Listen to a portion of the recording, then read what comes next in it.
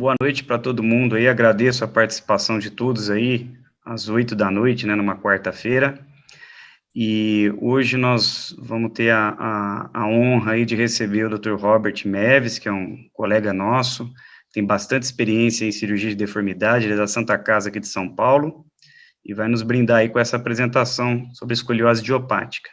Antes do Robert começar a aula dele, eu vou pedir para rodar o vídeo do nosso patrocinador dessa aula, que é a Surgicol. Lembrando que a nossa sociedade, na verdade, é uma regional, então a gente não tem nenhum tipo de recurso, de verba. Então, nós dependemos desse tipo de apoio para poder efetivar aqui essas aulas. Então, queria agradecer aí o nosso patrocinador de hoje, que é a Surgicol, e pode rodar o vídeo aí, tá, Kaique? Ok.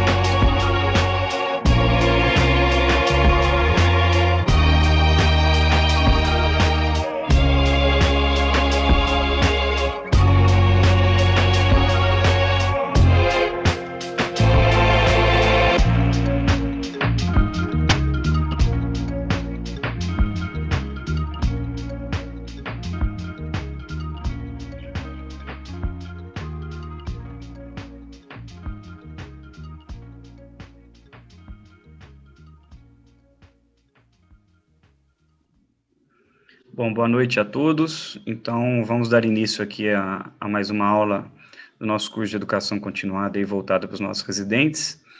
Então, Robert, pode ir compartilhando aí a sua tela.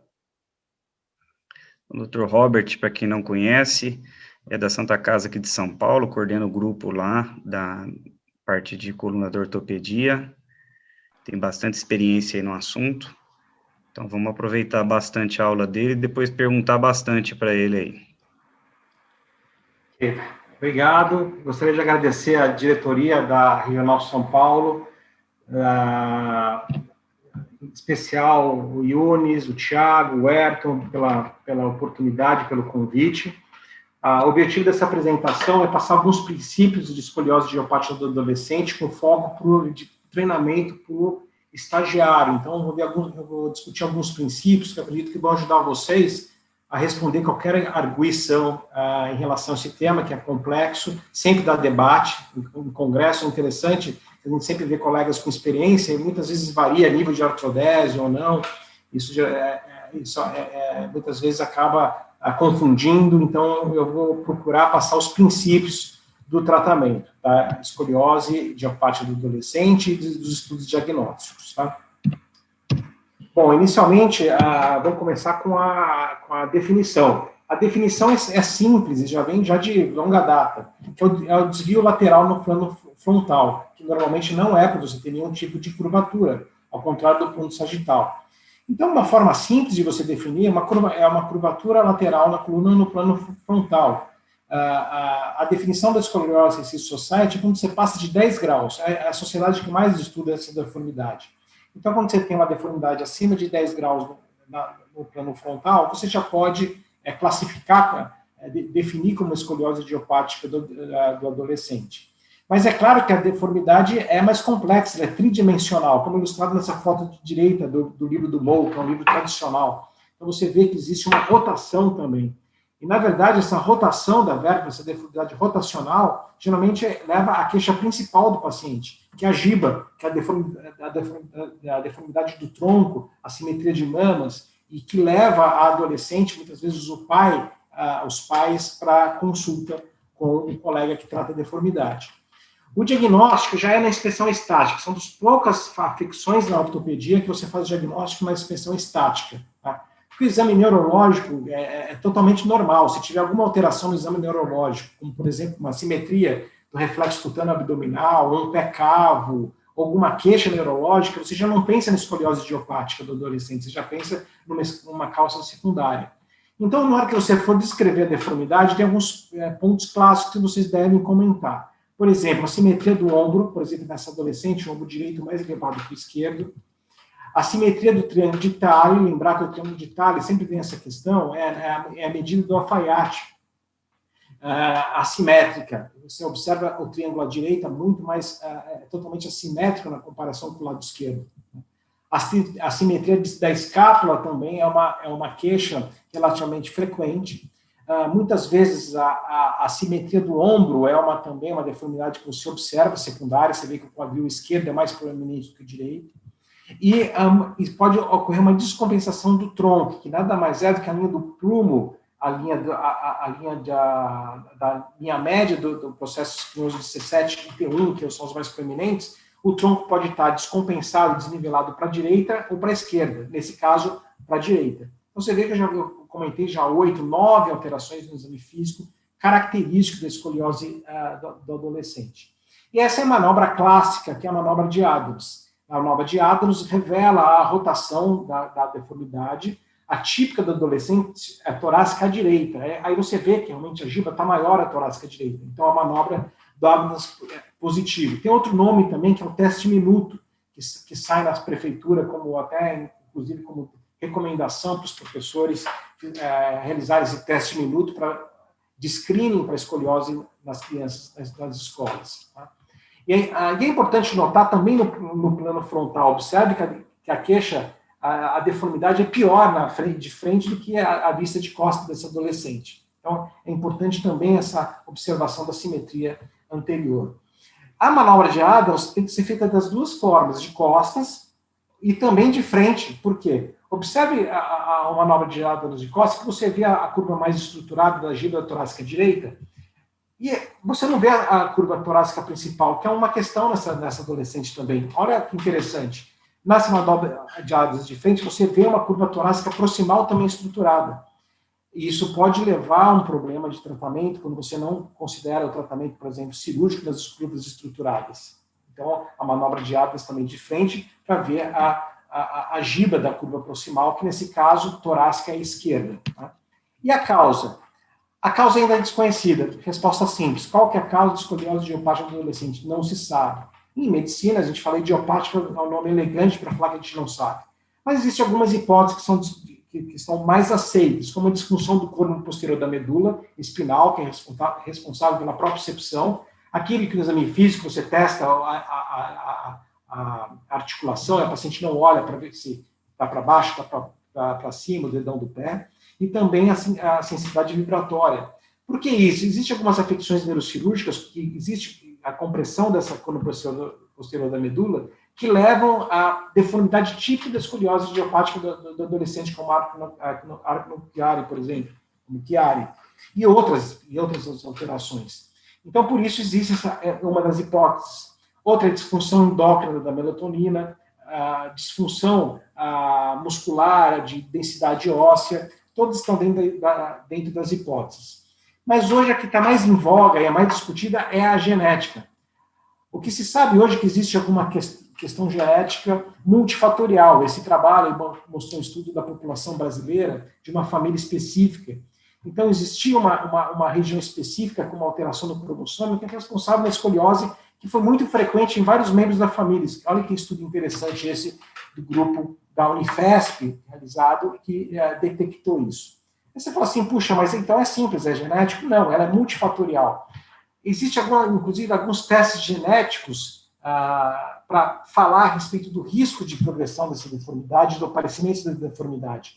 Mas ela é realizada em populações específicas, com consanguinidade maior. Não vale para as populações, por exemplo, cruzadas, como a brasileira. E no nosso meio é difícil esse tipo de estudo, porque para enviar para o laboratório norte-americano, tem a análise de DNA, ou de amostras biológicas, o nosso comitê de ética é muito restritivo em relação a isso. Por isso que no Brasil a gente não tem nada validado para uso nas nossas adolescentes. Como eu disse, existem algumas dicas no exame clínico que falam a favor de escolioses secundárias, que é um outro capítulo que eu não vou comentar hoje. Uma, por exemplo, é a curva torácica esquerda, como essa fotografia ilustra. Menino, muitas vezes afrodescendente também, que você tem que pensar na escoliose secundária, curva torácica esquerda, ou rapidamente progressiva, que tem a dor, porque geralmente a dor não é uma queixa principal. É claro que na anamnese ativa, muitas vezes o adolescente fala, dói quando você pergunta diretamente. Mas não é uma queixa relevante, a criança não acorda com a dor, não toma analgésico, anti-inflamatório. Ilustrando esse rapaz que ele tinha uma diastenotomelia com esporão ósseo dividindo a medula. Então ele tinha uma malformação intracanal, levando a escoliose secundária. Ele tinha reflexo a simetria do reflexo cutâneo abdominal. Então, tudo isso levou à indicação da ressonância para fechar o diagnóstico. Não tem nenhuma alteração de pele. À direita, exemplificando as manchas café com leite da neurofibromatose, que levam a uma escoliose distrófica, com alteração típica, com alteração da anatomia patológica da costa transversa, com formação em ponta de lápis da costela, que é patognomônico dessas deformidades distróficas que são graves. E à esquerda, um garotinho com uma escoliose congênita, com um estigma cutâneo. O estigma cutâneo também foi uma dica no exame clínico para pensar numa escoliose secundária. Essa criança tinha alteração na radiografia estrutural, que não aparece na escoliose do adolescente, como a formação de várias hemivértebras, como se vê na convexidade, uma barra contralateral, que é a pior tipo de deformidade congênita em termos de progressão. E esse garoto também tinha uma diastenotomelia, um esporão, ele pode ser cartilaginoso ou ósseo, por isso é indicada a ressonância e a tomografia. Antigamente a melotomografia, que não é mais fácil nessas situações, por desenvolvimento desses estudos diagnósticos mais modernos. E aí a foto intraoperatória, que foi feita a abordagem primeiro do esporão, antes da prevenção da deformidade, caso para ilustrar uma escoliose secundária. E estudos radiográficos. Estudos radiográficos são muito importantes, porque eles revelam um prognóstico de progressão dessa deformidade, já muito bem estabelecido na literatura. A grande maioria dos serviços utiliza o Risser, que ele é muito simples. Observe aqui na minha tela como é que se classifica o Risser. A ossificação vai de lateral para medial, vai de 1 a 5, quando está totalmente ossificado. E no perfil vai de anterior para posterior. Então, o Risser 1 com 25%, passou de 25% o Risser 2, o 3, o 4. Então, é uma forma simples de você ver o grau de maturidade esquelética. É claro que nós observamos também a menarca, dados da caractere sexual secundário, mas é um dado objetivo para, por exemplo, saber quando vai retirar o colete. Por volta do Risser 4, já é retirado o colete, porque a gente sabe que está no final do crescimento. Outra aferição que é muito importante é o COB, que utiliza as vértebras terminais, que nada mais é do que as vértebras mais inclinadas. Aí você afere o COB, quando passa de 10 graus, por definição, uma escoliose, tá? E o Nash-Moe também, vocês podem ser arguídos em relação a isso, é em termos de estruturação da rotação da vértebra. Quando você vê uma escoliose, não está nada rodado, os pedículos estão muito simétricos, muitas vezes é uma causa secundária essa escoliose, por uma simetria de membros, uma alteração de contratura de membros inferiores. Mas quando você vê uma rotação, aí sim você pensa numa estruturação dessa curva. E o Nash-Moe, ele utiliza essa rotação em relação à linha média de 1 cruz a 4 cruzes, também dividido em 4 gravidades de rotação. Essas são as formas mais utilizadas. Entretanto, vocês vão trabalhar, os estagiários vão trabalhar nesse estudo no centro da Sociedade Brasileira de Coluna, a gente vai utilizar outros critérios que hoje em dia são mais acurados para ver o potencial do crescimento em pesquisas clínicas. Observe a relação da menarca e do início e fim da menarca em relação a essas aferições. Hoje é utilizado muito em pesquisa o Sanders. Tá? O serviço estou começando a utilizar, eu vou mostrar para vocês como se afere o Sanders. E o Risser, que está se mostrando um pouco acurado no momento. Então, a gente lança mão de essas outras medidas radiográficas de ossificação. Então, o húmero, ele tem a vantagem que a gente vê na radiografia panorâmica. Observe que o húmero tem a graduação menos madura, é 1 e 2, que, na verdade, não tem nenhuma ossificação, mas não tem a formação do crescente aqui do húmero. Né? Então, quando a criança é muito pequenininha, não tem essa crescente. E já no 3 já começa a ossificação, que também vai de lateral para medial. Observe o 5, seria a ossificação incompleta. Tá? E a outra é a ossificação não da radiculagem trirradiada. Tá? Olha, observe que também é um indicador aqui de maturidade. Por que eles são importantes? Eles têm importância prognóstica assim, crucial para você definir o tratamento. Se ela tem um potencial de crescimento, é uma indicação médica você abordar e não é só estética. Tá? Esse paper aqui é importante, de 2008, por causa do Sanders, que está sendo muito utilizado. Então, vocês que foram selecionados aí para o grande da SPC, que vai ser o trabalho do final de estágio de vocês, e também o trabalho da publicação na revista Coluna, vocês vão fotografar no RedCap a mão dessas crianças abaixo de 18 anos. Por quê? Porque, com base nessa radiografia de mão, você vai classificar o Sanders, que o estágio 1 é aquele bem inicial, que as epífises distais não têm a mesma largura que as suas respectivas metáfises. Observe que a epífise é pequenininha em relação à metáfise. Esse é um Sander 1, um estágio bem início da ossificação. Depois vem o 2, que as epífises já começam, observe, já tem a mesma largura da metáfise. Depois vai ossificando, e as epífises já fazem uma cobertura em relação, olha, faz um chapéuzinho em relação à metáfise. Esse já é o estágio 3. O Sanders 4 é quando as falanges distais já começa a fechar. Você começa na radiografia de frente, da mão, de idade óssea, já começa a fechar físico. Você fala assim, puxa, mas não tem aquele idade óssea do Pyle? Aquele é muito complicado. Esse dá para você utilizar na clínica diária e tem uma correlação grande entre examinadores independentes, ortopedistas, ou neuros, ou cirurgiões de coluna que tratam essas adolescentes. E depois vem estágio 5, que é a progressão estável precoce, que as físises distais estão fechadas, tá vendo? Estão fechadas, mas as epífises proximais ainda estão abertos.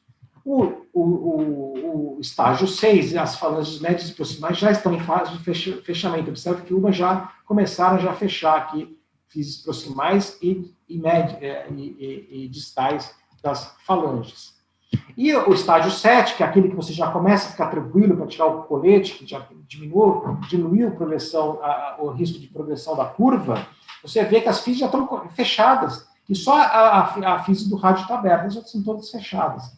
É o famoso Sanders 7, que é muito descrito nos nossos trabalhos aí, e hoje em dia, talvez você seja perguntado essas novas tecnologias de modulação de crescimento, eu vou falar rapidamente, que é um assunto muito quente hoje no SRS, no IMAST, que agora que acabou sendo aprovado no FDA, então é um assunto que está sendo muito discutido, novas tecnologias de modulação de crescimento, então é muito utilizado o Sanders para saber quando se indica ou não a sua definição. E mais estudo radiográfico que é importante definir é em relação ao Nashmo, que fez até o desenho aqui para vocês verem das bolinhas, Nashmo. Observe aqui que seriam 3 cruzes, praticamente, de uma profundidade.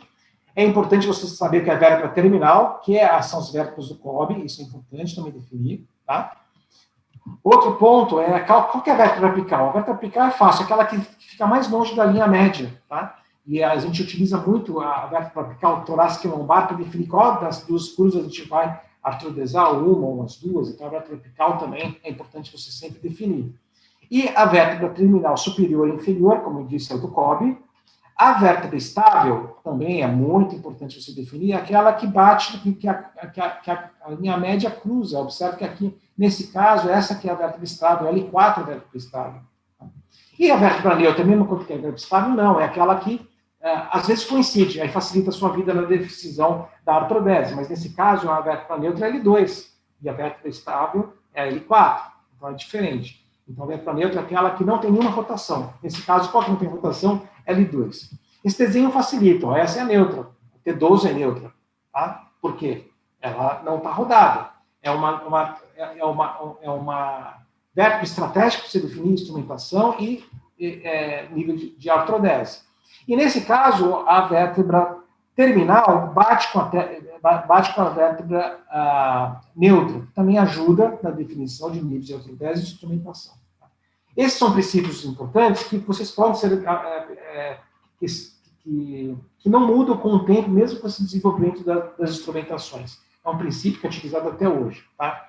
Pedir exame ou não. A tomografia é um exame padrão, hoje em dia, para você ver a anatomia, para o seu planejamento. Observe que, nesse caso, a paciente tinha um pedículo hipoplásico, então foi optado por colocar a banda subliminar nesse nível, ou mesmo ganchos, ou mesmo parafusos, que é chamado técnica in-out-in, que você vem lateral na costa transversa e acaba fixando o corpo vertebral.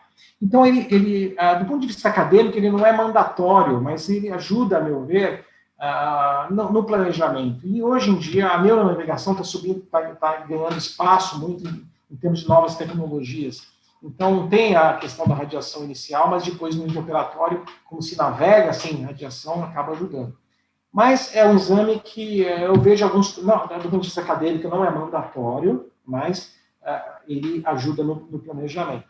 E quando pedir a ressonância magnética, a resposta do ponto de vista acadêmico não é de rotina quando você tem uma curva típica, torácica direita, porque em ciência você vê seu estudo, teve uma alteração no desfecho, ou mudou sua conduta. Então, ela não altera muito. Mas em algumas situações ela é mandatória. É claro que existe o argumento da medicina defensiva, que também é válido, mas do ponto de vista de, se você colocar custo, de desfecho, resultado, conduta, nas curvas típicas, como aquela do adolescente que eu mostrei para vocês, não tem indicação de ser realizado, inclusive você tem uma defesa em relação a isso. Quando pedir? Quando você está numa curva típica, caso congênito, estímulo cutâneo, disrasfismo, como eu comentei para vocês, que está com dor de cabeça, dor na coluna, acorda à noite tomando anti-inflamatório, até prova em contrário, pode ter alguma outra causa. Coisa simples no exame estático, como pé cavo, também uma indicação de estudo intracanal mediante a ressonância magnética. E se você viu o raio-x e teve alguma dúvida, achando que o pedículo está muito aberto, pode ter um esporão, pode ter alguma malformação, você está autorizado a pedir a ressonância magnética nessa situação. Okay?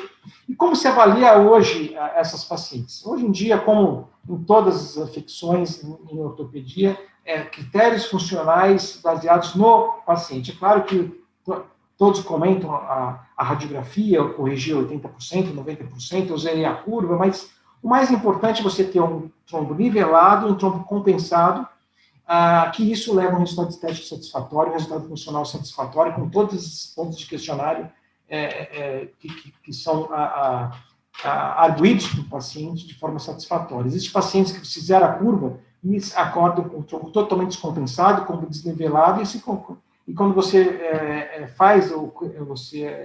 realiza o questionário, o resultado cirúrgico é horrível, mas o aspecto radiográfico de correção de 100%. Então, não existe uma correlação entre quanto que você consegue corrigir e o seu resultado. Então, existe essa estratégia que deve ser levada em conta. Hoje em dia, com os implantes mais modernos, você tem um potencial de correção muito grande, mas não é esse o objetivo. Então, esse princípio não mudou, tá ok? Hoje em dia, a gente divide a escoliose idiopática em dois tipos. Um é de início precoce, tá? Apesar que tem esse clássico, vocês podem ser também perguntados, que é o infantil até 3 anos, depois juvenil de 3 a 10, tá? Mas hoje a gente considera escoliose de início precoce todos abaixo de 10 anos de idade, e do adolescente ainda acima de 10 anos de idade. E 89% do adolescente, que é aquela que vocês vão ver mais no consultório, ok?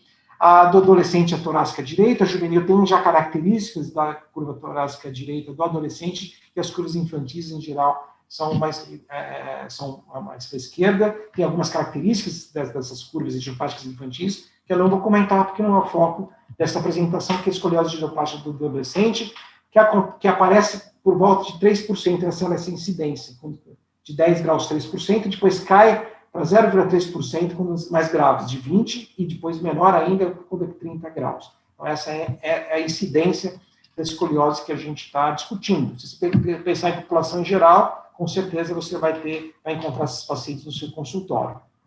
E realmente um dos problemas nossos é o retardo no tratamento. Aí tem dois motivos, por questão socioeconômica do nosso meio, e outra é educacional, né? Que são crianças que podem, hoje em dia eu vou mostrar para vocês, existem alguns métodos não operatórios que alteram a história natural de progressão dessa deformidade. Esse é um caso que a gente publicou, esperando lista de espera, a cirurgia, observe a piora. E isso é uma questão que também todos vocês que foram selecionados para o grant aí da SPC, que a gente vai coletar dos 25 centros que já estão participando, já estão participando com a aprovação do Comitê de Ética, o REDCap. Na verdade, a gente vai fazer um levantamento dessa lista, inclusive para pensar em sugestões para políticas públicas, que realmente é um problema. Esse é o trabalho que foi do ONU, que eu tive a oportunidade de participar da banca dele, muito interessante, que está bem adaptado para o nosso meio, que é fazer uma pontuação para ver quais são as adolescentes que a gente escolhe para tratar. Porque não pode ser um critério cronológico, né? Como eu disse para vocês, o prognóstico de progressão é muito maior em alguma adolescência do que a outra. E esse trabalho interessante mostra, com base em evidência da literatura e pontuações, uma forma mais objetiva de saber quem que a gente vai escolher dessa lista de espera, com mais ou menos uma lista de transplante hepático, né? Com base em gravidade e prognóstico, em vez do que em critérios cronológicos, tá bom? E já está bem estabelecida a história natural dessas adolescentes não tratadas. Então, quanto maior o volume angular, ela vai crescer. As meninas têm uma progressão maior, isso já é estabelecido, as curvas torácicas evoluem mais rápido, as duplas curvas progridem mais do que as toracolombares. Esses são dados de história natural que já são estabelecidos, de trabalhos da década de 60, 70, de casos não tratados. Então, a gente já tem essa resposta. E o Richter, que é o mais utilizado, porque ele é o mais simples, né, que a gente vê na radiografia panorâmica, ilustra muito bem o risco de progressão. Observe assim, quando o Richter está aberto, em curvas de 20 a 29 graus, você pode esperar 70% de risco de progressão. E ele já cai para 22% das curvas menores. Mas quando o Richter já é 2,4, cai para 23%. Então, isso ilustra assim, esse conhecimento, e por isso que a gente tem que abordar precocemente esses adolescentes para você evitar uma comorbidade a médio e longo prazo, além da questão estética, claro. Tá? Então, taxa de óbito maior, cardiomiopatia com sobrecarga do coração direito, com corpo pulmonar em curvas acima de 80, 100 graus, alteração de capacidade vital de função pulmonar também já é definido, questões ocupacionais dor e impacto de alta imagem. Então, isso é já bem estabelecido. É um trabalho nosso que analisou a parte cardiorrespiratória com treinamento, com melhora da função pulmonar dos pacientes no pré-operatório, depois de preparo da função pulmonar, que realmente está comprometida nos pacientes portadores da deformidade na comparação com o controle. Tá? E em relação ao tratamento? Em relação ao tratamento, existe uma, entre aspas, uma receita de bolo, é claro que é à la carte o tratamento, mas quando você está diante de adolescentes com potencial de crescimento, com base em todas aquelas alterações que eu comentei do exame clínico e a alteração da maturidade esquelética e de caractere sexual secundário, é a seguinte: potencial de crescimento com menos 20 graus, o tratamento é a observação. Você fala assim, puxa, mas observação é um tratamento? Sim, observação periódica é um tratamento. Você tem que ser, a familiar, a mãe tem que ser educada nesse sentido. De 20 a 40 graus, o colete. Acima de 45, 50 graus de potencial de crescimento, é uma indicação absoluta de cirurgia, pelas questões que eu já comentei de história natural, que já são conhecidas. Até recentemente, a gente falava em congresso, não tem evidência em relação nenhuma em fisioterapia, a gente pede para tratar ansiedade dos pais, etc., mas alguma coisa está mudando, existe alguma evidência para alguns exercícios específicos para a escoliose, tá? Como o método Scrott, que é alemão, que é baseado numa filosofia de blocos, né, do ombro, da parte torácica, lombar e quadril. É difícil reproduzir no nosso meio, porque esses pacientes se internam na Alemanha por algum período e fazem um programa intensivo de treinamento com esses exercícios específicos. Tá? Essa que tem alguma evidência, também o método SIAS, que deriva do método do Lyon, que também é um exercício específico para a deformidade, que também é um dos mais estudados. Tá? Esses dois métodos, existe alguma evidência que eles ajudam no tratamento. É claro que eles não substituem o colete, não substituem a observação e não substituem a cirurgia. Eles são coadjuvantes. Tá? E aqui mostrando aí como é feito essas sessões, existem poucos profissionais treinados no nosso meio. IRPG, Pilates, não existem estudos em relação a isso. Existem estudos em relação a essas modalidades de tratamento conservador. E o que diz a literatura? A literatura, a gente pode falar de um grau de recomendação B. O que é um grau de recomendação B? Existem algumas meta-análises, mas existem algumas limitações ainda que não levaram a uma possibilidade de você recomendar isso como com um nível de certeza muito alto. Mas, hoje, não se fala mais que esses exercícios atuam na história natural e no resultado desses pacientes. Tá? Existem também alguns estudos observacionais randomizados, mostrando aí essa intervenção como coadjuvante. Mas se você ver aqui nessa tabela, ele considerou 5 graus, né, a diferença aqui entre os dois grupos, controle ou não, que se discute muito a relevância disso do ponto de vista de resultados, 5 graus. Tá? Lembrar que existe, inclusive, tem uma avaliação inter-examinadores essa aferição. Mas, de qualquer forma, a resposta sim. Hoje, esses dois métodos, existe alguma evidência, um grau de recomendação B ainda. Não como o colete. O colete também se discutia da mesma forma. Então, tinha colegas que falavam assim, eu não vou indicar colete, é um sofrimento, tem um impacto psicossocial enorme nesses adolescentes, com um grau de recomendação B, então eu aguardo e opero esses adolescentes. Mas depois desse trabalho no New England, do Einstein, aqui do New England Journal of Medicine, de 2013, mudou, porque ele, um trabalho muito bem delineado, parou no meio, porque ele mostrou, inclusive com compliance do uso do colete, com teste térmico do uso do colete, mostrou que o colete alterou a história natural. E olha que interessante, quanto mais o uso do colete, mais parou o crescimento da curva. Tá? Então, a gente já, do ponto de vista ético, não tem mais como você não recomendar o colete, tá? Do ponto de vista de ciência hoje em dia. Então, não existe mais esse debate em relação se o colete se ele trata ou não essas adolescentes com potencial de crescimento entre 20 e 40 graus. Existem vários coletes hoje em dia.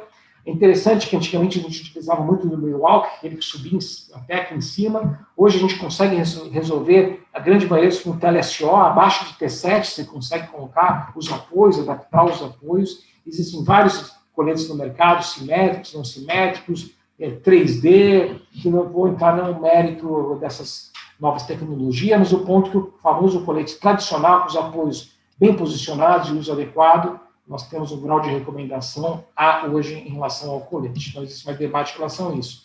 Eu até selecionei um caso bem antigo, que era a Rister 0 com 12 anos. Observa como ela ficou com 20 anos de idade com o uso do colete. E bem borderline, né? 45 graus, né? Será que estaria melhor se fizesse uma artrodese de T4, L4? Então, o colete realmente é uma opção de tratamento, tem indicação nessas adolescentes nesse valor do 20 a 40 graus. E as pacientes com potencial de crescimento acima de 45, 50 graus, existe a indicação absoluta da cirurgia. Hoje, com o desenvolvimento dos implantes, a maior segurança da cirurgia, existe já indicação também para as pacientes com maturidade esquelética acima de 50 graus, com comprometimento estético, ou que você documente alguma progressão, dor ou comprometimento pulmonar. Tá? Mas a indicação relativa caiu bastante, a conservadora nesses casos. Então, se observa menos, se trata mais a deformidade do ponto de vista estético, com resultados satisfatórios com as técnicas mais modernas. Eu vou comentar para vocês em relação ao tratamento atual. O ponto que, apesar de tudo, não mudou o princípio desde 1914, que é a artrodese. A artrodese das articulações facetárias, das interprofusárias, posterolateral e intertransversa, para parar o crescimento da curva e ter uma correção satisfatória das curvas estruturadas por meio de implantes, tá? Com distração, levando um tronco compensado e ombro nivelado, e evitar o que? A progressão da curva. Então, esse é o princípio e não mudou desde 1914. O ponto de 60 começou a mudar, que os resultados do tratamento cirúrgico com a instrumentação metálica melhoraram muito com o advento do ar. Então, antes de levar para o centro cirúrgico, colocava gesso, decorticava, então a taxa de pseudoartrose era muito grande. Então, você vê trabalhos aí mais antigos, década de 50, 40, que falam que nem valeria a pena operar esses pacientes que questionavam o resultado cirúrgico. E depois da tecnologia da instrumentação, aí mudou muito o resultado. Aí, no México 70, deixou a instrumentação mais segmentar, mais forte, por meio desses fios subliminares, que está voltando agora com as fitas de poliéster. E, por fim, Cottrell du Bousset criou o conceito da instrumentação de terceira geração, com múltiplos pontos de fixação, com parafuso pediculado, pegando toda a vértebra, então aumentou muito o potencial de correção e dispensou a órtese pós-operatória. Então, aí melhorou ainda mais o resultado pós-operatório. Alguns trabalhos aí da Santa Casa interessantes, observem que o que acontece, a gente controlou esses pacientes, trabalho do Pellegrino, tem uma quedinha na parte funcional aqui, no pós-operatório imediato, mas depois, olha como evolui muito bem, possivelmente pela dor pós-operatória, ansiedade pós-operatória inicial aqui. Então, o que a gente vê realmente é essa melhora estética funcional desses pacientes de uma forma relevante, tá? Também em relação à qualidade de vida, você vê que a qualidade de vida no início, até os 3 meses, mas depois a qualidade de vida desses adolescentes melhoram bastante. Bom, em relação ao nível de fusão, porque se você for pensar, se você indicar T4 ou L4 para todos esses adolescentes, você vai ter um bom resultado estético. O ponto que já está bem determinado na literatura é que quando você invade a coluna lombar, olha a taxa de disfunção lombosacral e dor lombar, com impacto na qualidade de vida acontece. Se você para em L1, é 25%. Olha o que acontece quando você vai descendo. Então, por isso, que a gente tem que ser menos invasivo possível na artrodese, em termos de níveis de artrodese, para você ter um resultado funcional a médio e longo prazo. Aí que vem o desafio, né? Porque você também não pode economizar e ter um resultado estético ruim. para justificar o nível de artrodese melhora a médio e longo prazo, né? E também não pode ser feito falta de princípio, que o colega ele não fez a fixação da torácica, ele também não fez da lombar, ele parou no meio da lombar. E aí você tem um resultado estético ruim por falta de princípio de tratamento. Uma classificação que é antiga, mas que vocês podem ser, muitos colegas mais tradicionais, examinadores mais tradicionais utilizam, porque eles ajudam no raciocínio da artrodese, é a classificação de King, que é muito limitada, sim, foi criada nas instrumentações mais antigas. Mas muitos colegas utilizam ainda para raciocínio da artrodese. E tem outra limitação, que ela só vê o plano coronal de frente e só curva torácica direita. Então, na época da década de 90, tinha aquela pegadinha, mostrava a curva lombar e que era. Não pode colocar no King. Porque ela só é cruel, todas torácicas à direita, né, então. Mas ela divide em 4. O King tipo 1 parece uma curva dupla, uma torácica, uma lombar estruturada. Na verdade, você faria as inclinações. E o critério de estruturação na época era por volta de 50% de flexibilidade. Era o critério para você definir se era flexível ou não a curva. Faz os testes de inclinação direita e esquerda, corrigiu 50%, ela é flexível ou não seria a curva principal. Então, você vê que King tipo 1 e King tipo 2 são bem parecidas, mas no King tipo 2 a lombar é bem flexível. Na lombar, na King tipo 1, a lombar é mais flexível. Então, quando ocorre isso, a estabilização, a artrodese das duas curvas é necessária. O King tipo 2, não, a lombar acompanha. Você só faz a torácica, a lombar, como é flexível, ela acompanha. O King tipo 3, a torácica direita simples, tranquila. King tipo 4 é uma direita, mas ela é longa, e ela ajuda a falar que, nesses casos, é mais seguro parar em L3. King 5 é aquela que tem aquela fotografia daquela menina que eu mostrei, que tinha giba na região torácica alta. Tem que ficar bem atento. A dica radiográfica é quando você tem a T1 inclinada, né? Então, fala a favor de você ter uma curva torácica proximal estruturada, tá bom? Fotos da época, mostrando o plano de Hart, que foi muito utilizado, com o uso de sublaminar. O King 2, olha, foi colocado uma retenção na torácica, a lombar acompanhou a correção. A 3, só a fixação da torácica. A 4 foi até L3, no caso, com a instrumentação de Arrilu, que na posição. E a tipo 5 com aquela curva torácica proximal. Mas aqui vocês têm que memorizar a classificação de Lenk, que é utilizada até hoje, desde essa época da publicação, ela que está em voga. Tentaram colocar algumas, modernizar isso, mas ela é a clássica ainda, desde 2003. O critério de estruturação é um pouco diferente do que do King Mo. Do ponto de vista de valor angular, é 25 graus na inclinação. Se atingir 25, se for menor que 25 graus, ela é flexível ou não. É para você definir se a curva é estruturada ou não. E também leva em conta o perfil. O perfil, se a cifose localizada da região torácica alta for acima de 20 graus, da região, por exemplo, tóraco-lombar acima de 20 graus, mesmo que no plano frontal tenha uma curva simples, você considera ela como estruturada. Isso é muito importante para você definir o nível de artrodese. Eu não vou falar cada tipo, são 6 tipos, saber qual que é a maior é aquela de maior volume angular, simples, saber qual que é a estrutural, aquela que nas inclinações ela chega a 25 graus ou menos.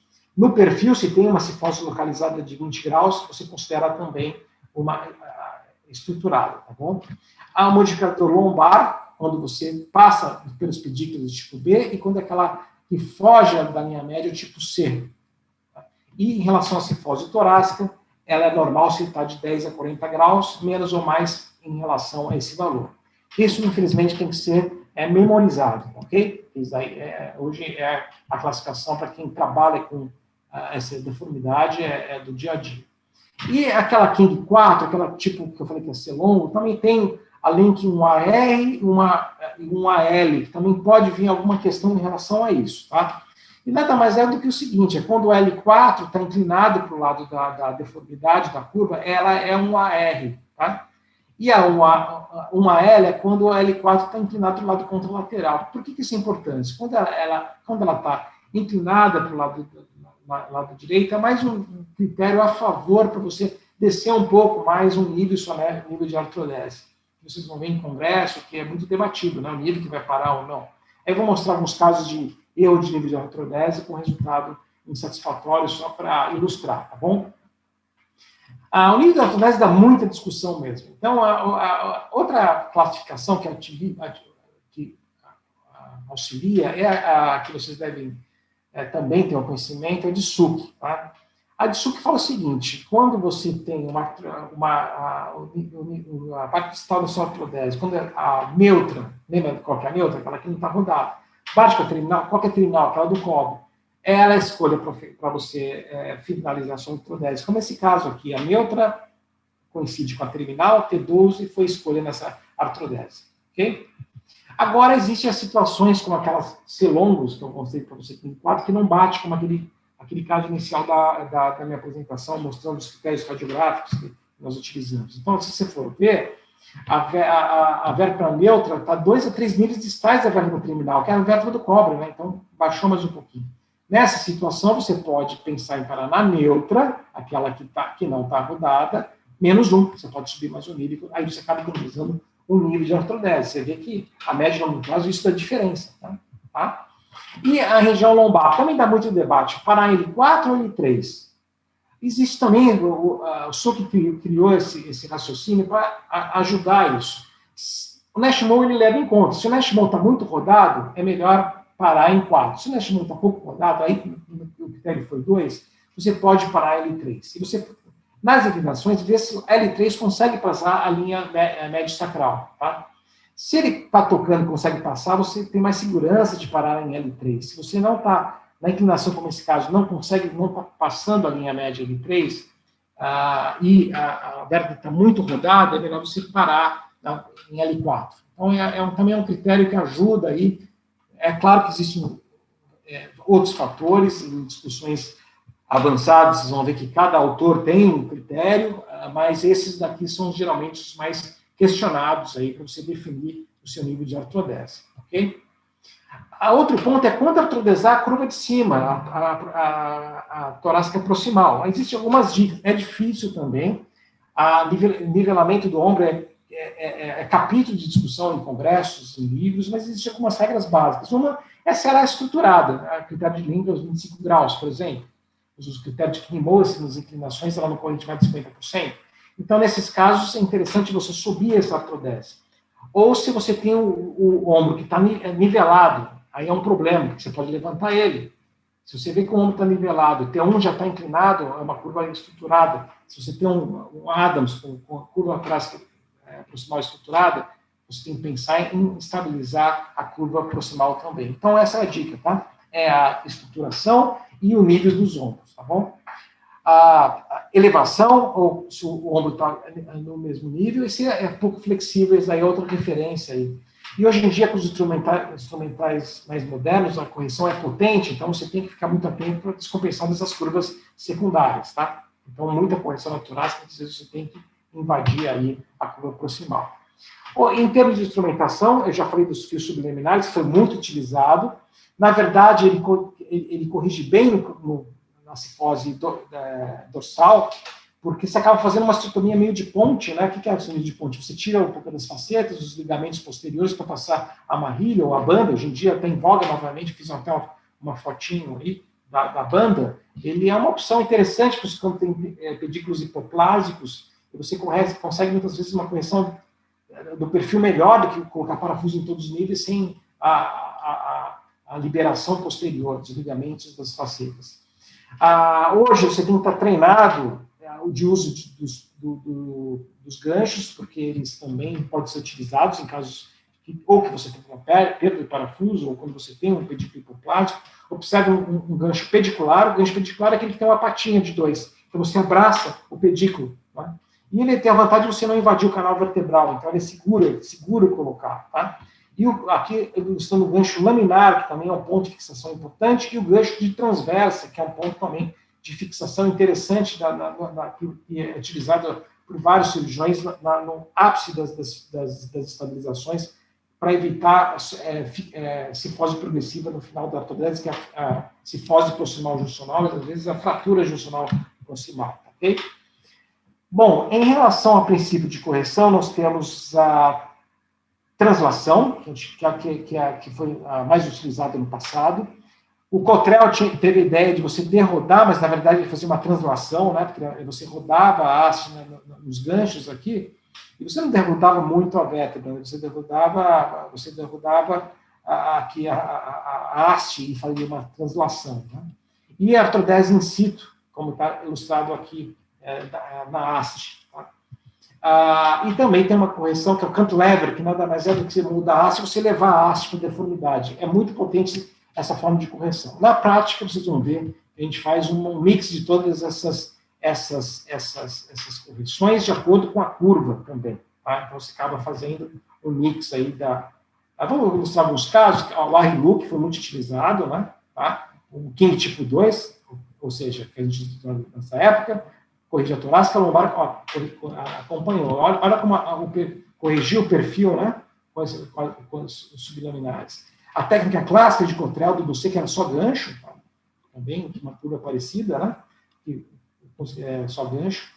Foi utilizada muito a técnica híbrida, quando se tinha receio de colocar parafuso na torácica. Muitos professores na época falavam assim, nunca coloca parafuso na torácica.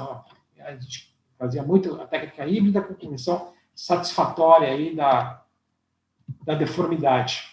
Hoje só os parafusos, né? Observe um caso que sofre efeito parafuso com bastante correção. Essa foi uma revisão do grupo da SBOT, na época, 2008, quando os parafusos começaram a ser popularizados na fixação, e já mostrava algumas vantagens em relação às instrumentações só com ganchos, por exemplo, como a correção da giba, por correção melhor com o uso dos parafusos, até da prova de função pulmonar, economizar níveis de parafusos, né? E a translação mostrava menos descompressão pós-operatória. Então, foi uma conclusão na época de 2008, quando os parafusos começaram já ficar em voga. Observe a vantagem de instrumentações mais modernas. Nesse caso, foi utilizado o Cottrell porque perdeu a cifose aqui com a instrumentação mais antiga. Né? Então, a correção. Outro caso que eu vou mostrar para vocês de cifose juncional distal, que eu mostrei para vocês, que é uma das complicações. Na época foi corrigido com uma osteotomia posterior aqui. Esse já é um início quando começou a colocar os parafusos com maior taxa de correção do que os ganchos, né? E esse trabalho interessante do Alberto, que saiu na Deformity, mostrou que nas curvas flexíveis, que é grande maioria desses pacientes, quando a gente utiliza as vértebras estratégicas descritas por Cottrell, rende resultado similar a quando você instrumenta todas as vértebras, tá? As flexíveis. E nada mais é do que você escolher vértebras estratégicas, que é as terminais, uma síntese com um implante metálico maior, a apical fechando o triângulozinho aqui. E dessas vértebras estratégicas, levando resultado funcional aí. Esse foi um estudo randomizado, duplo cego, há evidência mostrando essa situação, tá? Aqui mostrando também o uso do parafuso, utilizando as vértebras estratégicas nessa situação. Tá?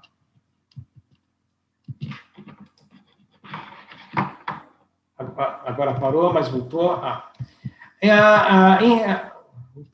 Agora foi.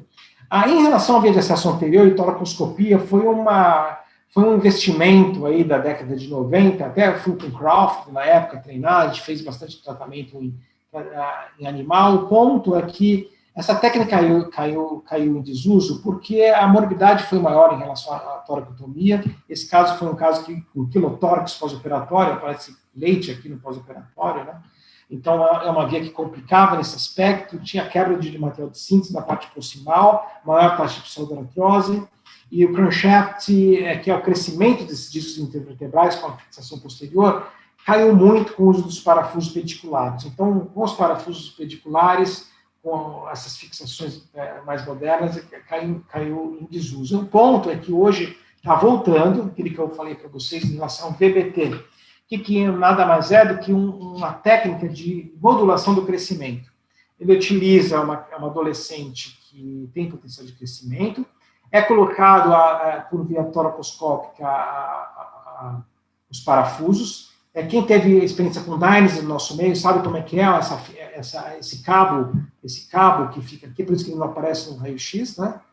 E com o acompanhamento vai corrigindo. Vantagem que mantém a mobilidade e não faz artrodese. Então, realmente é uma ideia disruptiva aí do tratamento. O ponto que está mostrando alguns problemas, como muita correção, quebra desse cabo, a necessidade de, quando quebra ou revisar, é complicado assim, invadir o tórax para a segunda vez, cheio de debris. Então, está sob júdice ainda, mas é o que está mais quente aí, de novas tecnologias em tratamento de escoliose idiopática do adolescente. Essas indicações clássicas aí, por que a cartilagem radiada fechada? Porque mostrou que teve muita overcorreção, muita correção em alguns casos. Então, tem muito autor usando o Sanders, e é indicada nas LENC 1, 3, 5 e 6. Então, isso daí é uma tecnologia para ficar atento, tá bom? A via de acesso anterior, por outro lado, caiu muito depois do desenvolvimento da via de acesso posterior. Por quê? A gente consegue liberar a posterior por meio de osteotomias, de vários níveis de osteotomia, como Sólides, Smith-Peterson, a osteotomia pedicular, que consegue uma correção de 30 a 40 graus, e a retirada, a ressecção de toda a vértebra posterior em casos com deformidades mais graves em ângulo agudo. Está mostrando uma paciente que ganharia uma via de acesso anterior no passado, às vezes até com tração, cadeira, e conseguiu uma correção só posterior. Tá? Você vê que com a liberação mais radical posterior e uso de parafuso, você consegue uma correção satisfatória, sem a necessidade da toracotomia, que está voltando por causa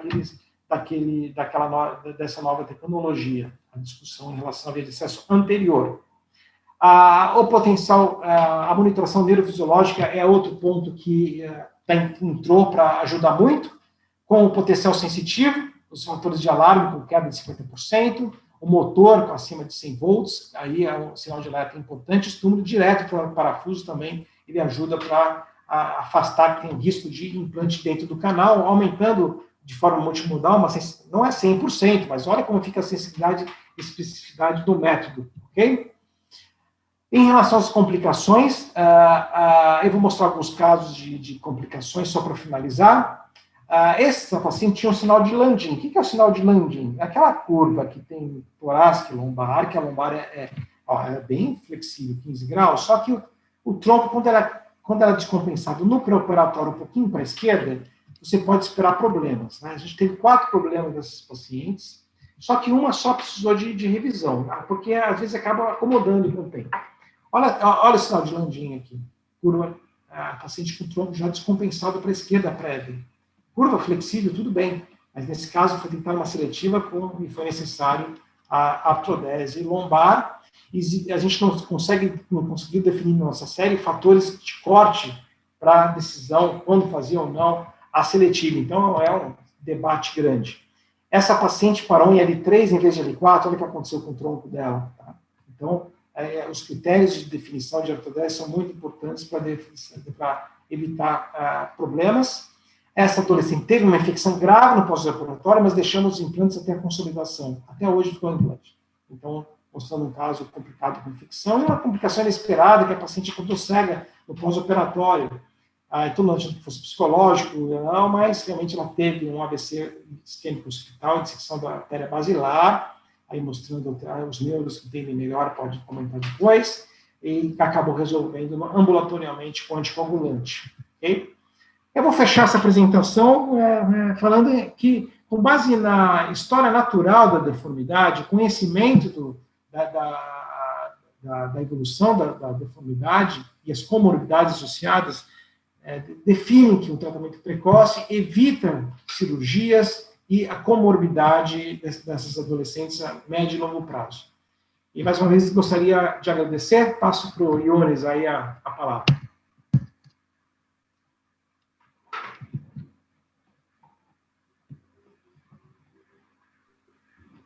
Obrigado, Robert. Muito boa apresentação. Para os residentes, mas a gente sempre aprende muito aqui, viu? Vamos passar, então, para as perguntas aí. Quem tiver pergunta pode abrir o microfone agora que está liberado e perguntar direto, aproveitar o Dr. Robert aí, com bastante experiência no assunto. Professor, primeiro, parabenizar pela aula completíssima para quem vai prestar a prova aí, foi desde a parte inicial da história até o final, classificações, eu acho que quem vai prestar a prova esse ano vai se beneficiar de ter visto essa aula. A minha pergunta é o seguinte: o senhor chega a mesclar as classificações para indicar o nível de artrodese? Aqui no serviço aqui de Ribeirão, a gente tem costume de tentar entender a natureza da curva para saber que nível parar.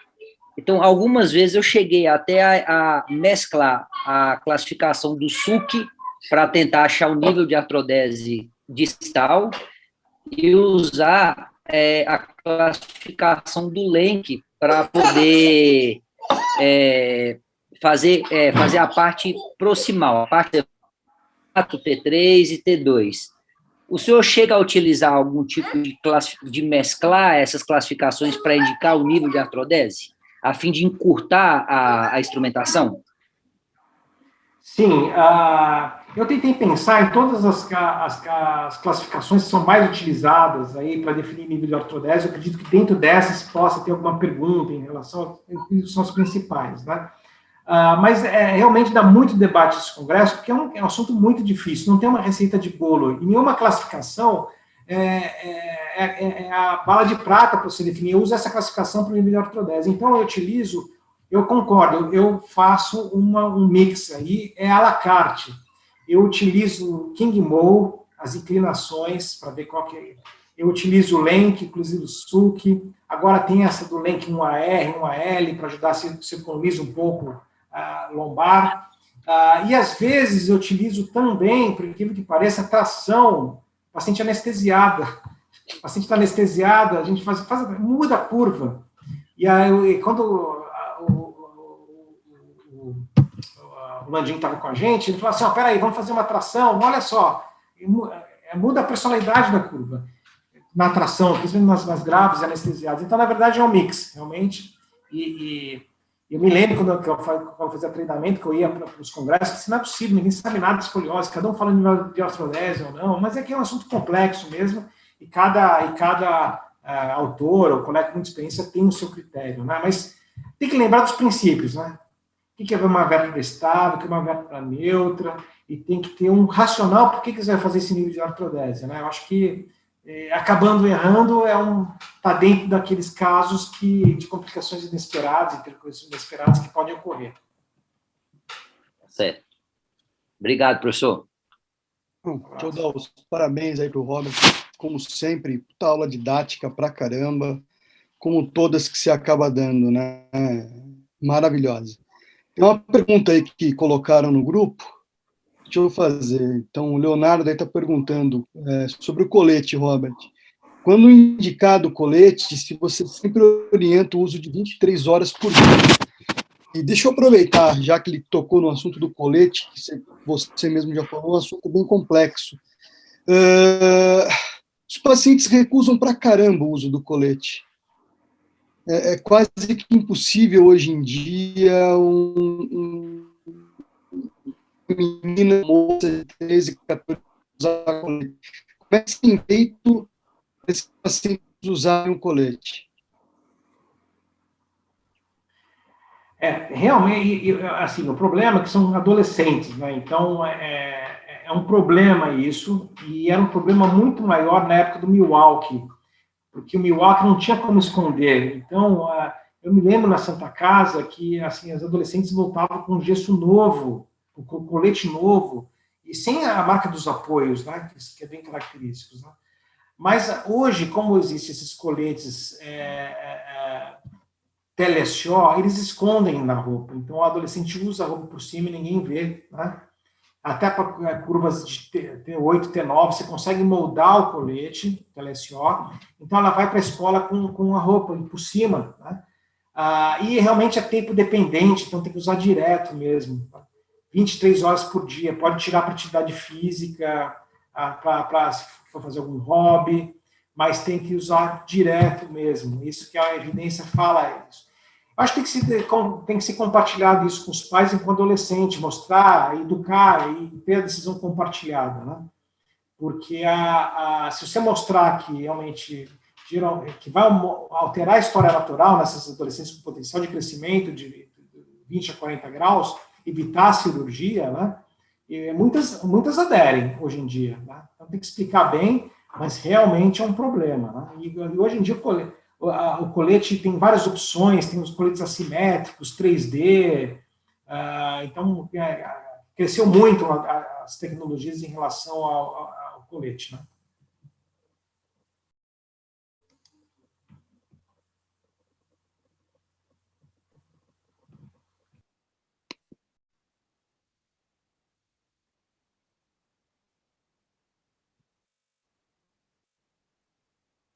Pode falar, doutor Flávio.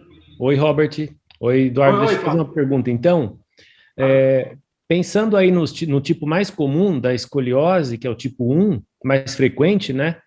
Você podia só falar para a gente, assim, resumidamente, o que o AR e o AL, o que eles ajudam a gente quanto ao nível distal de seleção da curva, e se você, acho que você deve usar isso também como parâmetro, e se no seu intraoperatório você usa, por exemplo, um intensificador de imagem ou alguma coisa ali na hora para você avaliar, eu acho que a minha curva, minha artrodese distal, eu poderia, baseado ali no seu intraoperatório, você de repente falar, não, planejei tal nível, mas aqui no meu intraoperatório eu olhei intensificador de imagem, por exemplo, vou mais um distal.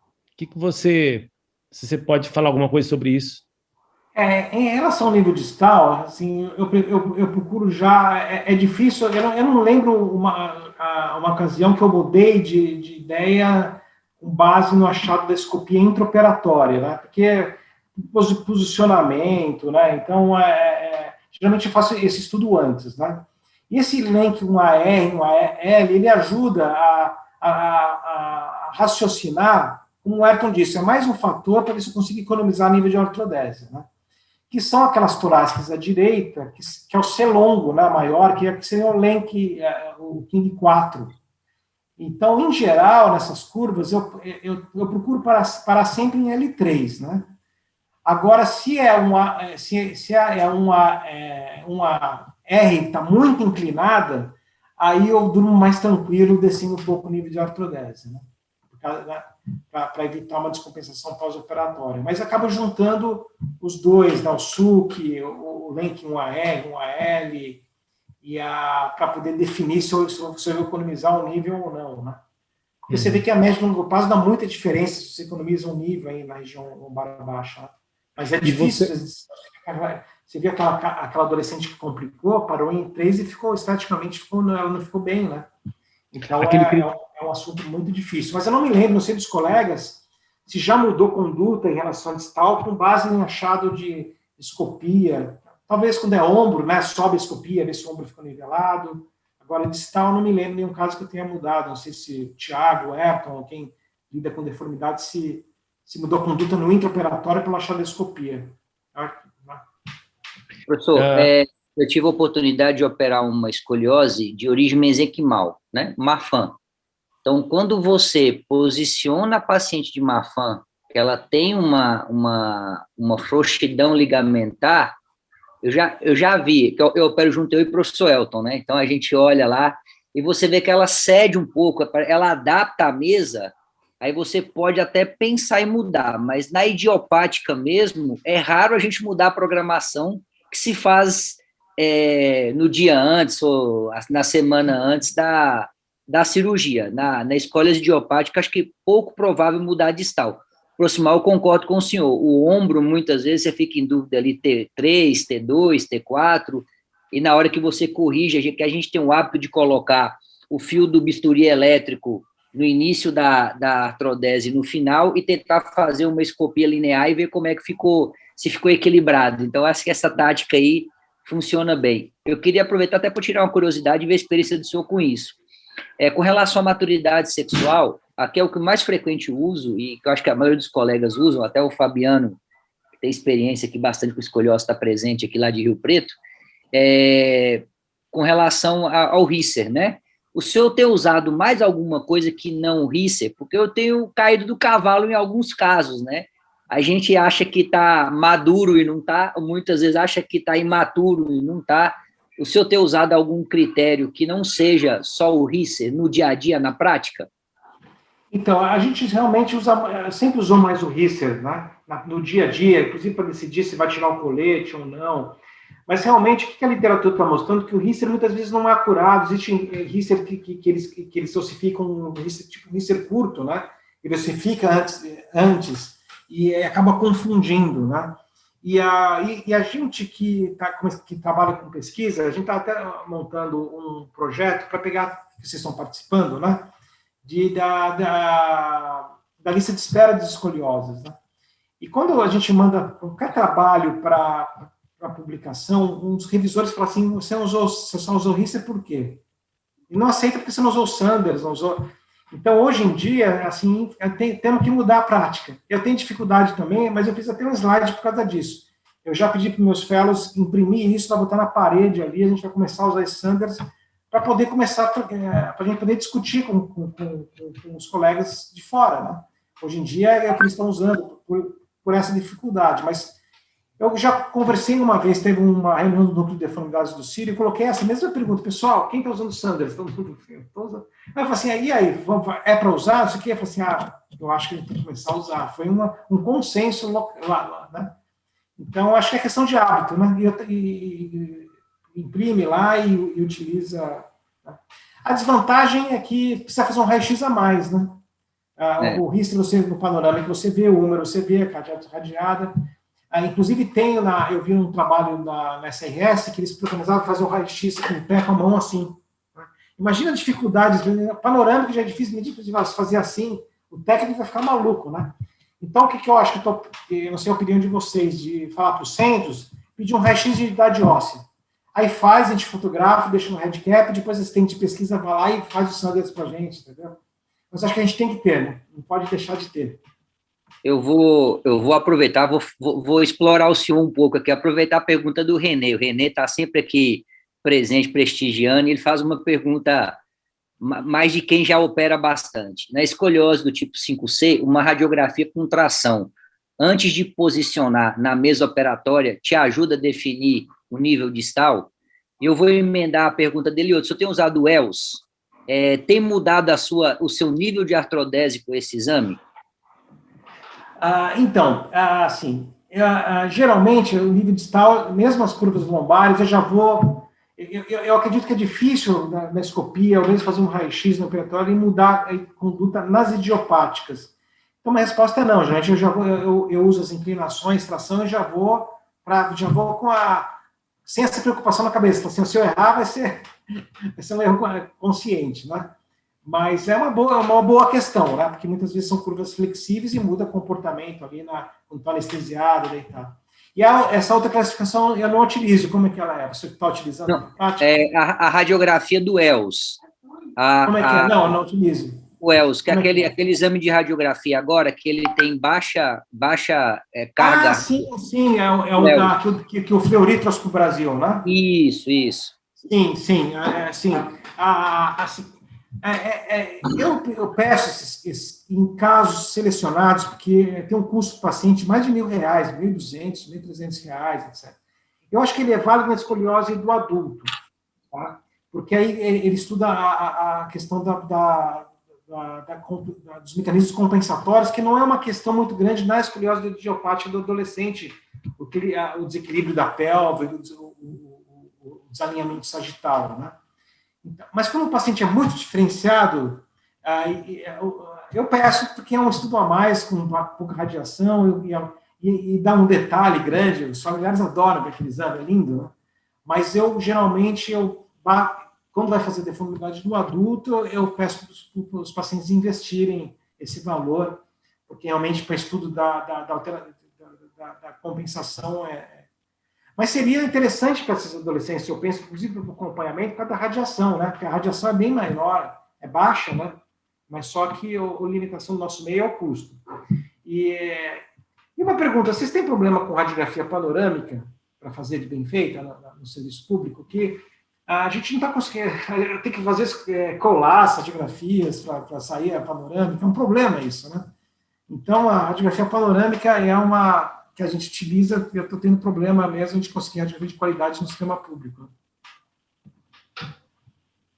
Outra dificuldade que a gente vê aqui, que eu acho que quase todo lugar tem, é o posicionamento do paciente nas inclinações, né?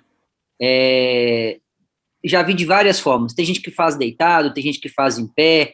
Muitas vezes a pessoa quer fazer em pé, mas a ampola do aparelho de radiografia não permite a angulação. Aí faz a radiografia da parte de cima numa distância, a parte de baixo em outra, e os exames não se encaixam. Então, a gente vê de tudo. Aqui no HC nós não temos muito esse problema, mas quando vem de outro serviço do SUS e a gente quer evitar de fazer mais alguma radiografia para evitar a carga de radiação, nós temos esse problema também. Não sei, o Eduardo... Eu tenho a sorte de ter os estagiários, né? Eu peço para eles acompanharem esses exames, né? Para sair bem feito. Como o senhor tem orientado a fazer? Porque senão não sai bem feito, né?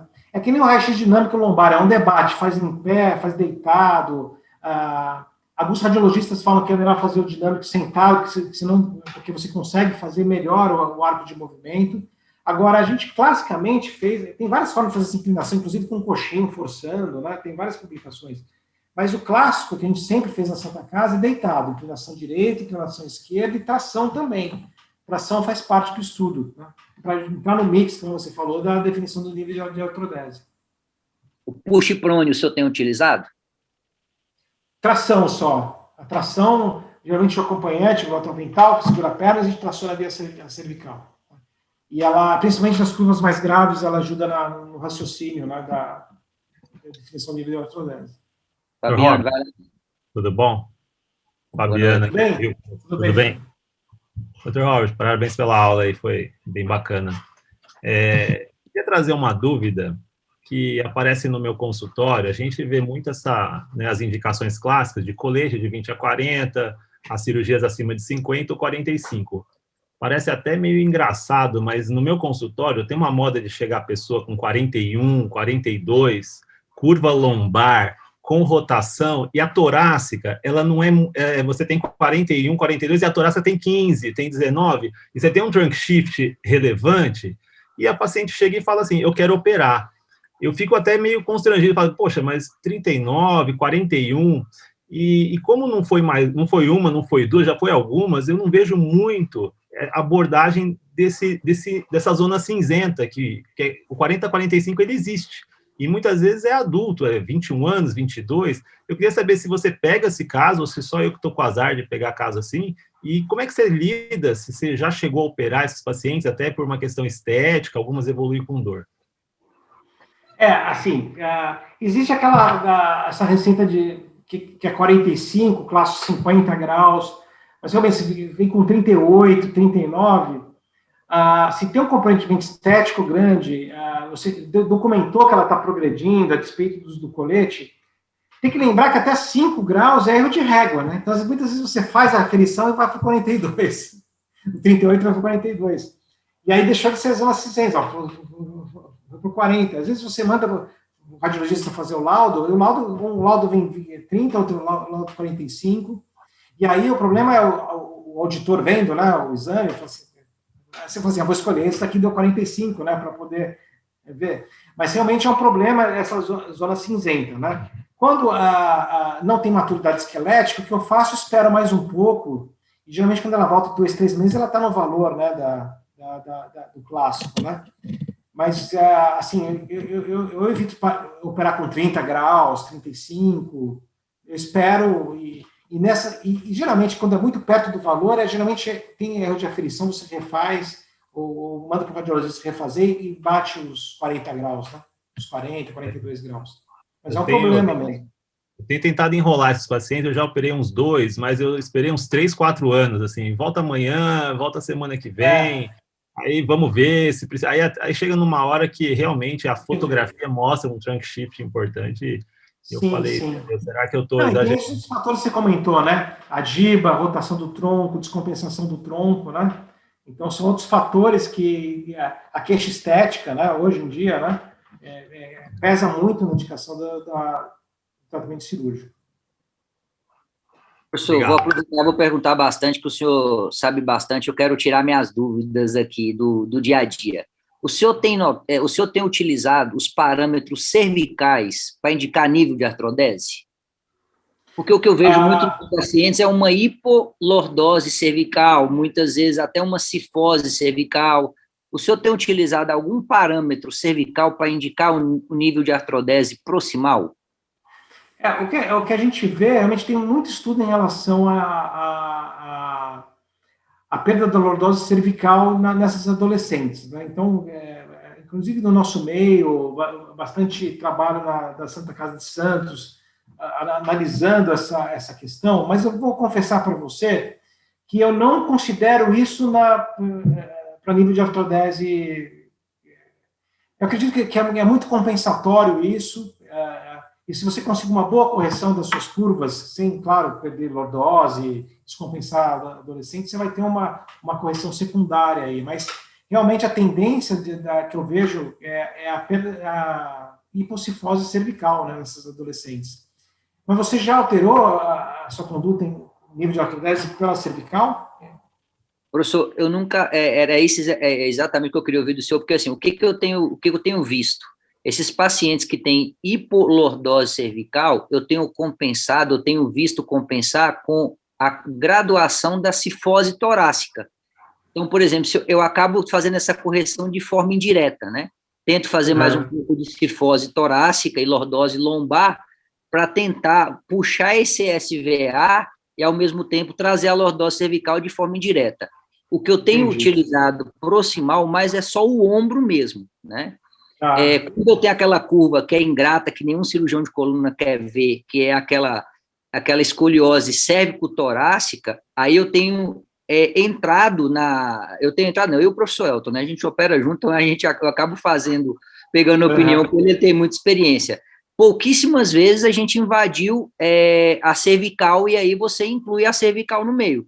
Geralmente não ultrapassa C5, né? C5, C6, talvez até C7 agora com essas técnicas bipolares que nós estamos fazendo. Aí a gente tem entrado. Mas eu tenho visto que você aumentar a lordose e a cifose torácica ajuda a compensar essa lordose cervical.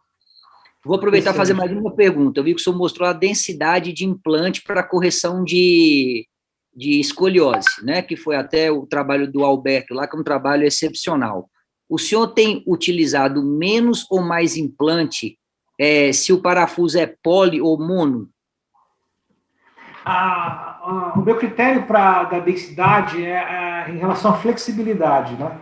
Quando é uma curva bem flexível, pelo critério King-Moll, nas inclinações mais de 50%, eu procuro deliberadamente não corrigir muito, inclusive. Então, eu escolho o baixo nível de implantes, principalmente naquela curva onde a paciente tem curvas compensatórias, né? Tem a curva torácica, mas tem a curva compensatória, a série torácica proximal, a lombar também compensatória. Então, nesses casos, eu procuro não deixar muito implante, porque vai corrigir mais ímpulos. Muitas vezes a adolescente acorda descompensada. Às vezes dá susto e acaba compensando com o tempo. Mas muitas vezes uma correção pequena, chegando ao nível da correção das inclinações, com pouca correção, você consegue a acomodação das outras curvas, e quando você faz a fotografia da adolescente, parece que ela não tem curva nenhuma. É impressionante, você não é possível, corrigiu 40%, né? E ela se deixou a lombar livre, a torácica proximal livre. Agora, se você entra com um implante da densidade maior, com parafusos monoaxiais, você acaba corrigindo muito, mesmo assim realizando osteotomias, né? Essas curvas flexíveis. Ao contrário das curvas mais rígidas, aí sim, você precisa liberar mais, como aquele caso que eu mostrei para vocês. Vocês veem que foi uma densidade metálica maior. É uma adolescente que tinha 2 curvas estruturadas e graves, aí sim. Mas as curvas muito flexíveis, que a grande maioria que vem no consultório, eu procuro escolher as vértebras estratégicas e corrigir pouco, chegando mais ou menos à inclinação. Principalmente nas curvas que ela tem curvas compensatórias. Não nas curvas simples, sem curvas compensatórias relevantes, aí dá para corrigir bastante. Mas nos outros casos eu corrijo pouco para conseguir um ombro nivelado e um tronco compensado. O Robert Ayrton, Vocês falaram do EOS, depois dessa questão da cervical, e eu acabei lembrando do francês que faleceu lá, das bandas, esqueci o nome dele. Ele teve com a gente, se não me engano, em 2018, no Rio. Ele veio no Fleury também, no curso Fleury do EOS, Isso, né? Do Fleury, veio em seguida e depois ele faleceu. E ele mostrava justamente isso, né, como é que ele conseguia dar cifose nas escolioses com a banda, né, porque é uma coisa que com parafuso é muito difícil conseguir fazer, né. Então, quando vocês pegam esses casos com uma hipocifose importante, vocês têm feito banda, vocês mudaram um pouquinho a conduta, ou tem alguma outra técnica que vocês conseguem dar um pouco de cifose aí? Porque com parafuso, na verdade, a tendência é até você deixar mais lordose, né? Quando você usa uma densidade metálica grande, só com parafuso, sem nenhum tipo de liberação posterior, a tendência mesmo é você acordar reta, não ter a lordose. E você vê esses casos antigos do Ariluk, que eu mostrei, como corrige bem. Então, na verdade, quando você prepara para passar as bandas sublaminares, você já libera bem posterior, não é? Você faz como se fosse um ponte, você tira o ligamento longitudinal posterior e consegue uma correção maior. Dá para fazer isso com um volume de cinta menor e fazendo as osteotomias de ponte. É possível, não é necessário fazer a banda nesses casos para ganhar cifose. Mas geralmente é isso, você liberando bem atrás, fazendo a ponte e moldando bem ácido, você consegue corrigir a cifose, mesmo sem as amarrilhas sublaminares. Não sei como o Ayrton faz aí para ganhar cifose nesses casos. Está sem áudio.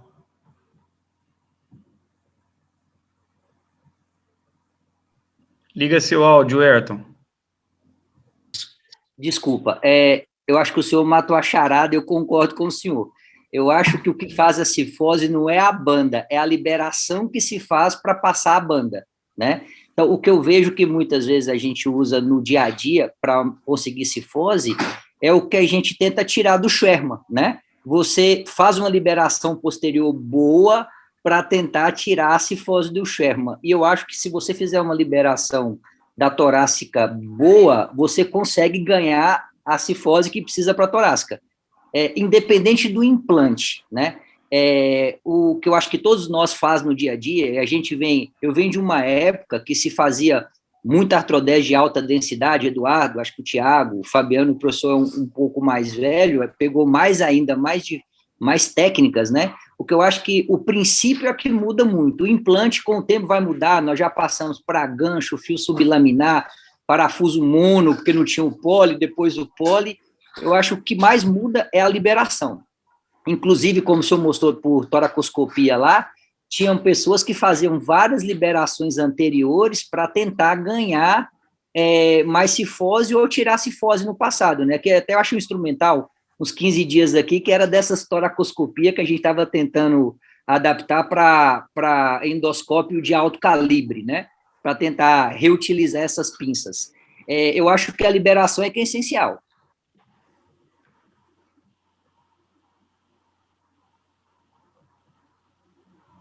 Professor, fazer mais uma pergunta. O senhor tem feito alguma abordagem anterior para a correção de escoliose?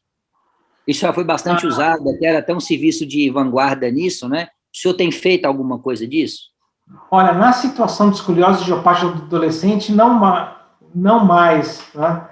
Inclusive, em casos em que hoje tem curvaturas com um raio maior, muitas vezes você consegue, que nem aquela via de acesso que o pessoal do Indo mostrou, por costotransversectomia, você consegue até abordar o disco pela via de acesso posterior, né, sem abrir o tórax.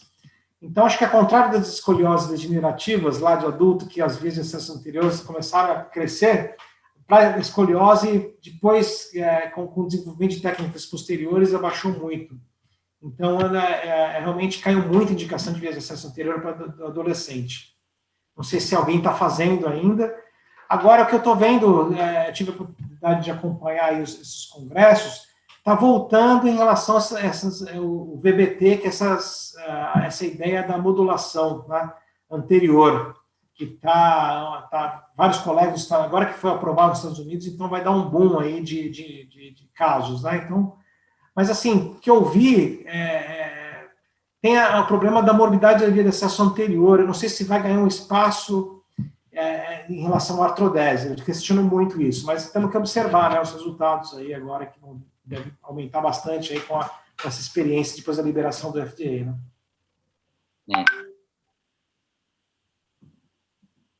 Bom, alguém quer fazer mais uma pergunta? Pode ficar bem à vontade, abrir o microfone. Eu vi que aí o Flávio está aí, o Fabiano, tem outras pessoas que eu não estou vendo aqui a figura, então não posso falar, mas eu queria agradecer e pedir para fazer pergunta. Fabiano, você que tem bastante experiência aí, pergunta, fala o que você tem feito de diferente, que depois do final eu queria levantar uma questão. Obrigado, Ayrton. Na verdade, acho que eu não tenho feito nada muito diferente. Aqui no serviço de Rio Preto, no hospital de base, acho que como a maioria dos outros, a gente sofre muito com essas curvas acima de 90 graus, né? Então, a gente ainda tem esse perfil. Aqui em São Paulo, a gente pega muito essa turma que vem caindo do Nordeste, né? Eu falei, eles vão descendo e chegam aqui tudo com 90, 110, 115, e isso tem me obrigado a tentar desenvolver bastante a parte de tração, tanto com cadeira, com intraoperatória, né? A gente tem ali para fazer a tração na cama. Então, acho que a gente acabou não falando muito disso, mas eu acho que é um desafio grande e a gente acaba tendo que lançar mão disso. A monitorização também fica mais complicada. Mas, assim, eu queria até aproveitar e fazer outra pergunta para o Dr. Robert, mais centrado no que foi falado, um pouco sobre as fusões seletivas. Né, tem alguns critérios. Tem um artigo até que eu sigo, que ele fala sobre as fusões seletivas, onde ele usa alguns parâmetros de relação de curva, da torácica em relação à lombar, se você tem uma relação acima de 1,2, né? Principalmente para essas curvas que são Lenk 1, 2, 3, 4, mas que tem uma curva lombar ali, uma tipo C, que não é estruturada, então se você poderia parar antes. E eu tenho dificuldade de fazer essa relação da rotação. Como que a gente faz o cálculo da relação da rotação? Se a gente usa o Nash-Moe, acho complicado a gente fazer você consegue fazer uma relação da translação da vértebra apical torácica com a lombar, você vê tantos milímetros. Então, eu tenho dificuldade, não sei se usa o Raimondi, se usa o Perdrioli, se você tem alguma experiência com esse tipo de classificação para fazer as fusões mais seletivas, se você só usa mesmo o Lenk, o Suki, como é que você tem visto esse tipo de abordagem aí de fusões seletivas, Dr. Robert? Sim, isso é uma questão relevante, porque tem alguns artigos interessantes que mostram que quase metade das curvas com critérios para fazer seletiva, vários cirurgiões optam por não fazer seletiva, porque é muito complicado você falar para o adolescente que depois você vai levar ela para a mesa de novo, para fazer para prolongar a artrodese, né? Então, e na literatura, e também na nossa experiência, não teve nenhum valor que foi aquele valor de corte, de certeza, que falou assim, olha, esse da segurança de você não ter a descompensação do tronco, né? Então, a gente faz a seletiva, tenta compartilhar essa decisão com os familiares, fala que existe um risco da descompensação da curva secundária. A ideia é tratar a curva primária, a curva mais estruturada. Então, existe essa decisão para divisão de responsabilidades. A gente, além disso, utiliza bastante critério clínico. O critério clínico, é o sinal de Landin, quando já está com aquela dupla curva, e a curva já é descompensada pré-operatoriamente para a esquerda, clinicamente, a gente evita de fazer a seletiva, mesmo com critério seletivo. Tá? E a presença de giba também, né? Quando a paciente tem uma giba muito rodada, curva, mesmo com os critérios que são escritos para seletiva, a gente opta por não fazer seletiva, principalmente nos pacientes do consultório, né? Porque realmente é um problema essa descompensação, mas não tem um valor de segurança, né? Então a decisão é compartilhada com os familiares e critérios de exame clínico de estruturação de curva. Obrigado. Professor, o senhor que também tem fila do SUS aí, o senhor tem feito correções em 2 tempos com tração pós a primeira cirurgia?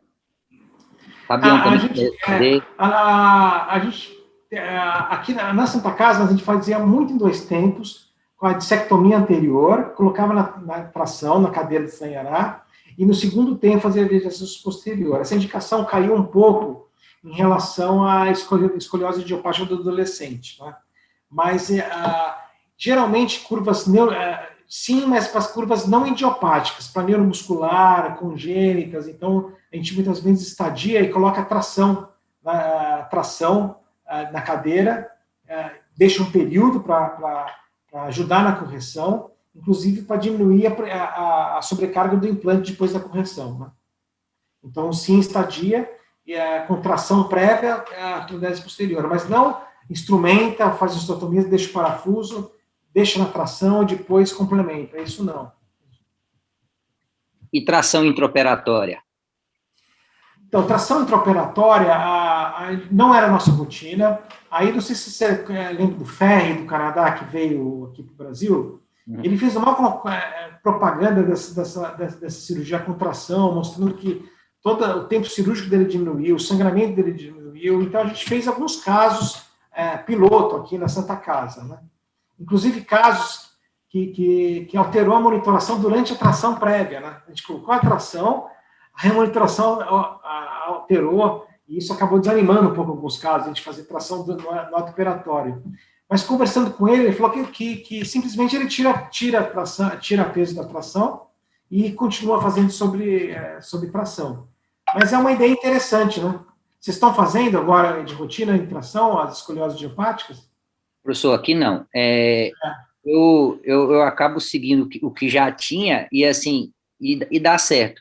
Eu tenho muito medo da tração, é isso aí. Primeiro que eu já tive alguns casos de potencial para outros tipos de escoliose que altera quando você aumenta a tração e você tira a tração, volta ao normal, então dá um estresse danado com isso.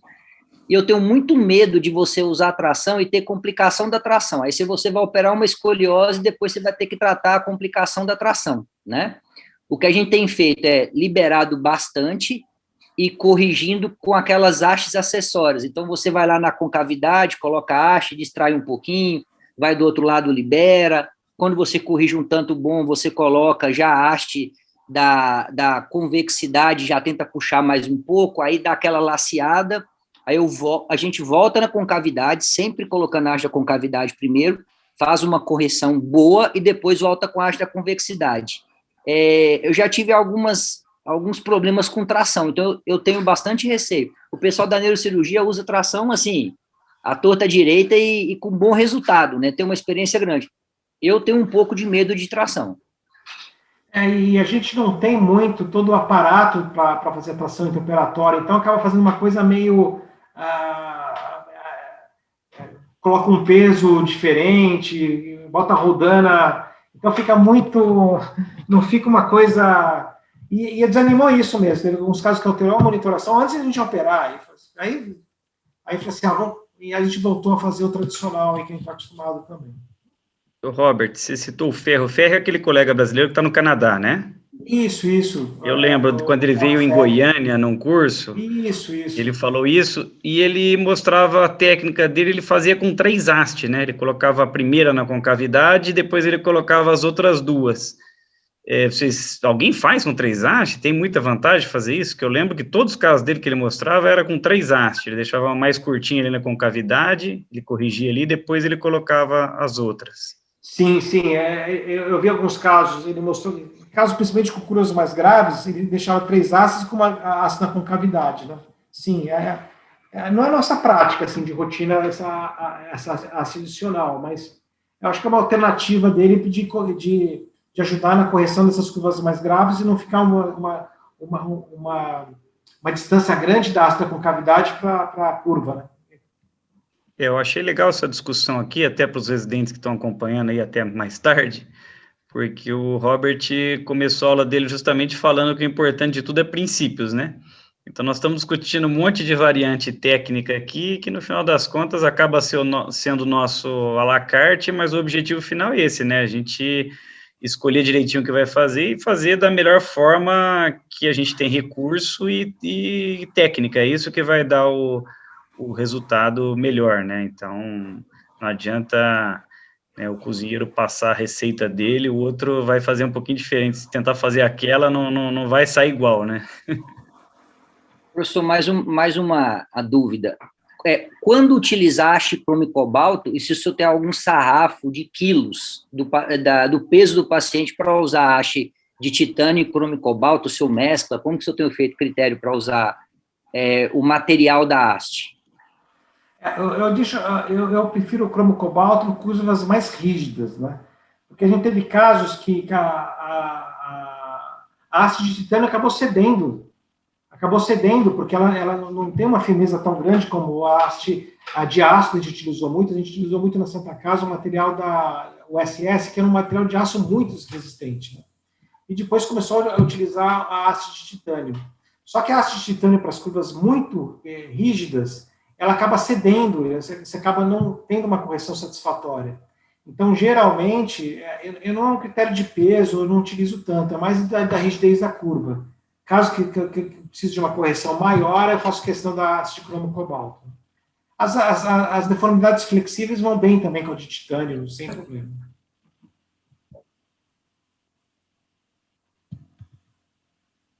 Alguém mais quer perguntar? Eu perguntei muito, que eu queria aproveitar o conhecimento do professor para aprender um pouco. Quem colocava essa questão muito de peso era o Miladi e o Debussy em relação a esse sistema bipolar, né? Eles separavam um pouquinho assim, eu lembro que era bem por peso que eles colocavam ali como... Mas eu acho que também aí é outro princípio, né, de correção. Mas eu acho que é isso aí. Aqui no chat não tem mais pergunta. Se alguém quiser fazer mais aí, alguma consideração, questionamento, Dr. Robert, dá tempo ainda de aproveitar o final aqui.